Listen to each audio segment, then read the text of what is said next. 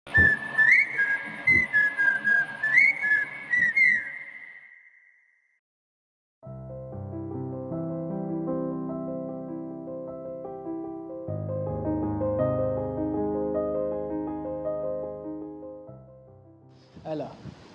London 3 जून 2008। खुली खिड़कियों से बीच बॉयज़ के गीतों की धुनें हवा में तैर रही थीं। विश्वविद्यालय के छात्र विश्वविद्यालय के छात्र अपनी शुरुआती गर्मियों की धूप से तपी हुई त्वचा के साथ सड़क से गुजर रहे थे। एला उन्हें देख रही थी, लेकिन उनकी खुशी उसके भीतर कोई हलचल नहीं जगा रही थी। उसका मन पिछले कुछ दिनों की घटनाओं में उलझा हुआ था। सबसे पहले उसने अपनी प्रिय कुतिया स्पिरिट को रसोई में मृत पाया। हालांकि उसने खुद को कई बार इस क्षण के लिए तैयार रहने को कहा था, फिर भी उसे गहरा दुख हुआ। उससे भी अधिक उसे एक अजीब सी असुरक्षा और अकेलापन की भावना ने घेर लिया, मानो अपने कुत्ते को खो देने के बाद वह दुनिया में बिल्कुल अकेली रह गई हो। फिर उसे पता चला कि ऑर्ली बुलिमिया खाने से जुड़ा एक मानसिक विकार से पीड़ित थी। उसकी कक्षा के लगभग सभी बच्चे ये जानते थे। ये जानकर एला अपराध बोध से भर गई। उसने अपनी छोटी बेटी के साथ अपने संबंधों पर सवाल उठाना शुरू कर दिया, और यह भी कि क्या वह एक अच्छी माँ रही है। अपराध बोध एला के लिए कोई नई भावना नहीं थी, लेकिन अपने मातृत्व पर भरोसा खो देना उसके लिए बिल्कुल नया अनुभव था। इसी दौरान एला ने अजीज़ ज़ेड ज़हारा के साथ रोज़ कई ईमेल लिखने शुरू कर दिए। 2, 3, कभी-कभी 5 तक। वह उसे हर बात लिखती, और आश्चर्य की बात यह थी कि अजीज़ हमेशा जल्दी जवाब देता। एला समझ नहीं पाती थी कि हर दूर दराज जगहों में यात्रा करते हुए भी वह इंटरनेट कैसे ढूंढ लेता है और ईमेल पढ़ने का समय कैसे निकाल लेता है। लेकिन उसके शब्दों की आदत लगने में एला को ज़्यादा समय नहीं लगा। जल्द ही वह हर अवसर पर अपना ईमेल चेक करने लगी। सुबह उठते ही, नाश्ते के बाद, सुबह की सैर से लौटकर, दोपहर का खाना बनाते समय, बाज़ार जाने से पहले, और यहाँ तक कि काम के बीच में इंटरनेट कैफ़े में रुक कर भी। जब वह अपने पसंदीदा टीवी कार्यक्रम देखती, फ्यूजन कुकिंग क्लब में टमाटर काटती, दोस्तों से फ़ोन पर बातें करती या अपने जुड़वा बच्चों की स्कूल और होमवर्क की शिकायतें सुनती, तब भी उसका लैपटॉप खुला रहता और ईमेल इनबॉक्स सामने होता। जब अजीज़ का कोई नया संदेश नहीं होता तो वह पुराने संदेश दोबारा पढ़ती, और हर बार जब उसका नया ईमेल आता तो उसके चेहरे पर मुस्कान आ जाती, आधी खुशी की, आधी संकोच की, क्योंकि सचमुच कुछ हो रहा था। धीरे धीरे अजीज़ के साथ ईमेल का ये आदान प्रदान एला को महसूस कराने लगा कि वह अपनी नीरस और स्थिर ज़िंदगी से बाहर निकल रही है। उसके जीवन के कैनवस पर अब तक धूसर और भूरे रंग ही भरे हुए थे, लेकिन अब उसमें एक गुप्त रंग उभर रहा था, चमकदार, आकर्षक लाल रंग, और उसे ये बहुत पसंद था। अजीज़ छोटी मोटी औपचारिक बातों वाला आदमी नहीं था। उसके अनुसार जो लोग अपने दिल को जीवन का मार्गदर्शक नहीं बनाते, जो प्रेम के लिए स्वयं को नहीं खोल पाते और सूरजमुखी की तरह प्रेम का अनुसरण नहीं करते, वे वास्तव में जीवित ही नहीं हैं। एला सोचती थी कि शायद अजीज़ उसे भी निर्जीव वस्तुओं की सूची में रखता होगा। वह मौसम या नई फिल्मों के बारे में नहीं लिखता था। वह जीवन, मृत्यु और सबसे बढ़कर प्रेम के बारे में लिखता था।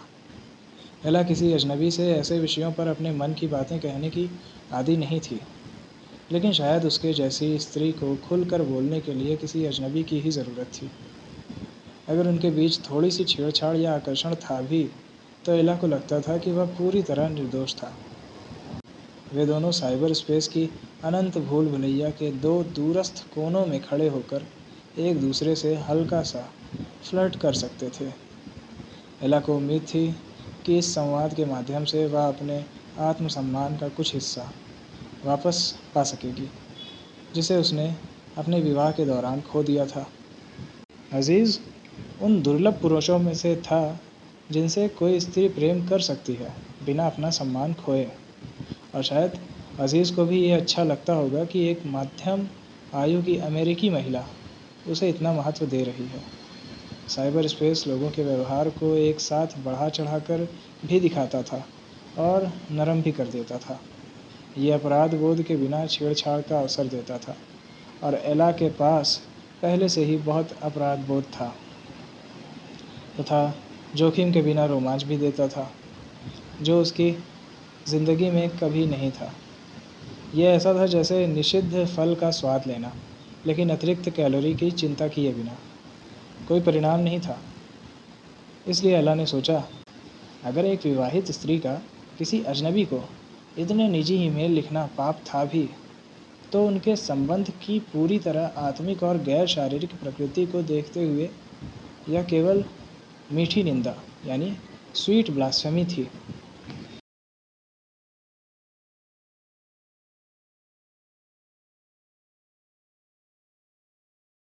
एला, नॉर्थैम्पटन, 5 जून 2008। प्रिय अजीज़,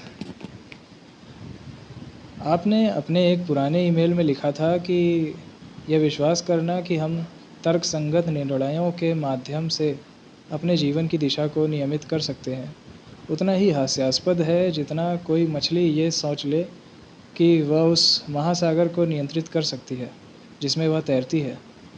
आपका अगला वाक्य मेरे मन में बार बार गूंजता रहा।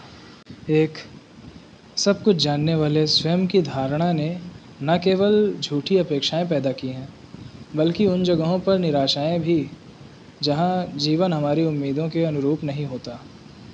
और अब समय आ गया है कि मैं एक स्वीकारोक्ति करूं। मैं थोड़ी सी नियंत्रण प्रिय यानी कंट्रोल फ्रीक हूं। कम से कम जो लोग मुझे अच्छी तरह से जानते हैं वो यही कहेंगे। कुछ समय पहले तक मैं बहुत सख्त माँ थी।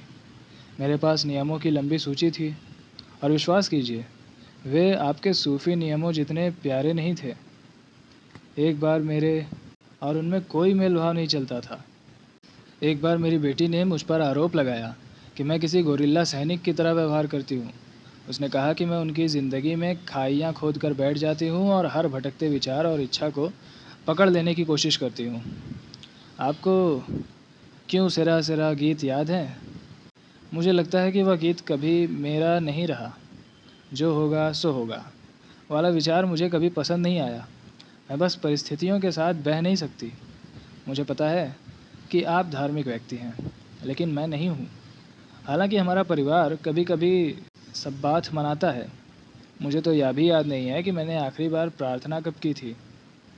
ओह, अब याद आया, 2 दिन पहले अपनी रसोई में। लेकिन वह गिनी नहीं जाएगी क्योंकि वह प्रार्थना से ज़्यादा किसी ऊंची शक्ति से शिकायत करने जैसी थी। कॉलेज के दिनों में एक समय ऐसा था जब मैं पूर्वी आध्यात्मिकता की ओर आकर्षित हो गई थी। मैंने बौद्ध धर्म और ताओवाद पर बहुत कुछ पढ़ा। मैंने अपनी एक सनकी सहेली के साथ भारत के किसी आश्रम में 1 महीना बिताने की योजना भी बनाई थी, लेकिन वह दौर ज़्यादा समय नहीं चला। रहस्यवादी शिक्षाएं जितनी आकर्षक थीं, मुझे वे आधुनिक जीवन के लिए बहुत अधिक समर्पणवादी और अव्यावहारिक लगीं। तब से आज तक मेरी राय नहीं बदली है।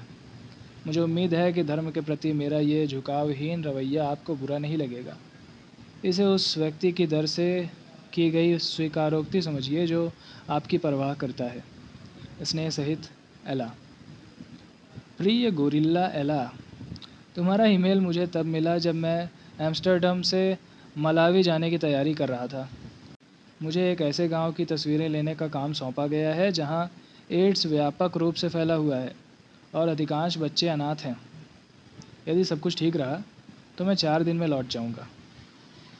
क्या मैं इसकी आशा कर सकता हूँ? हाँ।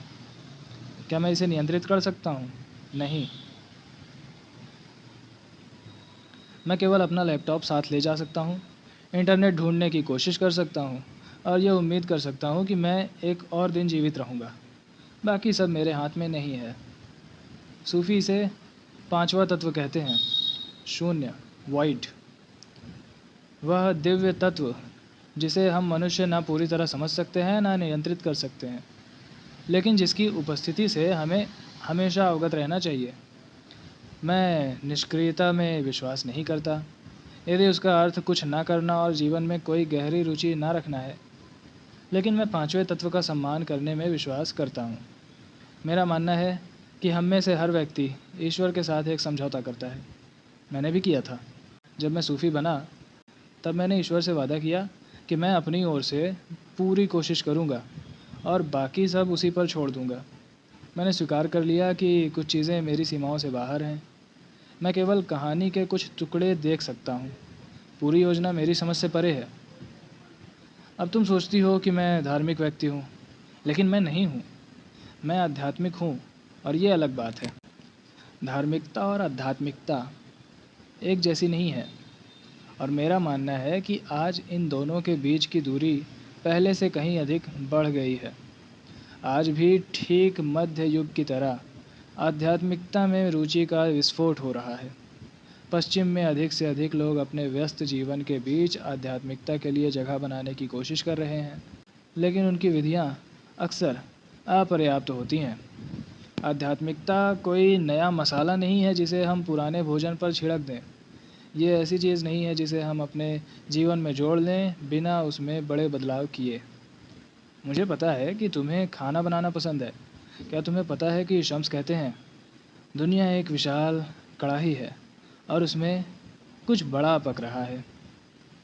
हमें अभी नहीं पता कि क्या। हम जो भी करते हैं, महसूस करते हैं या सोचते हैं, वह उस मिश्रण का एक घटक है। हमें खुद से पूछना चाहिए, हम इस कढ़ाई में क्या मिला रहे हैं? क्या हम उसमें द्वेष, शत्रुता, क्रोध और हिंसा डाल रहे हैं, या प्रेम और सामंजस्य? और तुम, प्रिय एला, तुम्हें क्या लगता है कि तुम मानवता की इस सामूहिक खिचड़ी में कौन सा घटक डाल रही हो? जब भी मैं तुम्हारे बारे में सोचता हूँ, मैं उसमें एक बड़ी सी मुस्कान मिला देता हूँ। प्रेम सहित, अजीज़।